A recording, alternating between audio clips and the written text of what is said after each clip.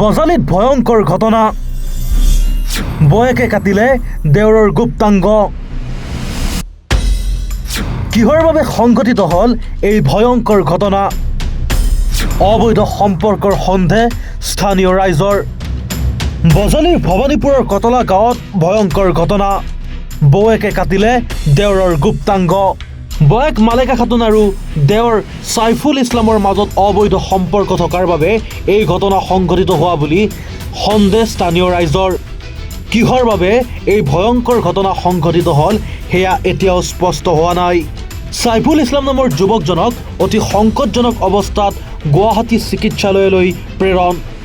ঘটনা সংঘটিত কৰি নাইট ছুপাৰ বাছত উঠি পলায়ন কৰিছিল মালেকা খাতুন নামৰ মহিলাগৰাকী। ইতিমধ্যে মহিলাগৰাকীক আটক কৰি তদন্ত আৰম্ভ কৰিছে ভৱানীপুৰ আৰক্ষীয়ে।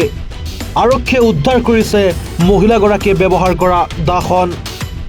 মানে এওঁৰ গিৰিয়েকটো গুৱাহাটীত কাম কৰিব গৈছে, গতিকে ৰাতি মানে তেওঁৰ দেওৰে সৰু ভাইটিয়ে আহি ইয়াত বা কি কৰিছে নকৰিছে সেইটো আমি নাজানো, কিন্তু লাষ্টত আমি প্ৰত্যক্ষ হিচাপে দেখা পালোঁ তাৰ লিংগটো কাটি পেলাইছে। কোনে কাটিছে? তেওঁৰ ঘৈণীয়েকে কাটিছে।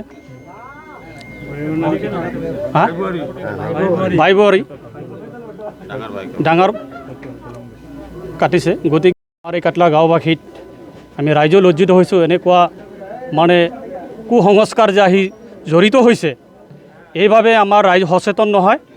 গতিকে যাতে আৰু দ্বিতীয়বাৰ এনেকুৱা পুনৰাবৃত্তি নহয়, তাৰ বাবে আমি ৰাইজৰ পৰা দাবী উত্থাপন কৰিছোঁ। ঘটনাটো হৈছিল কি? আৰু এই ঘটনাটো আচলতে আমাৰ এই মুৰব্বীসকলে ক'ব, আমি ইয়াৰ প্ৰত্যক্ষদৰ্শী নহয়। আমাৰ গাঁওখন অলপ উত্তৰ ফালে, গতিকে এই চুপাৰ মানুহে আমাৰ মুৰব্বী সমাজৰ মানুহে ক'ব কথাটো। হয়, কি হিচাপত হ'ল নিশ্চয় গাৰ্জেন তৰফৰ পৰা জানে। আজিৰ ঘটনাটো নহয়, এটি নিশ্চয় জানে। গাৰ্জেন তৰফে মুৰব্বী মায়েক আছে, বাপেক আছে, তেওঁলোকে জানে।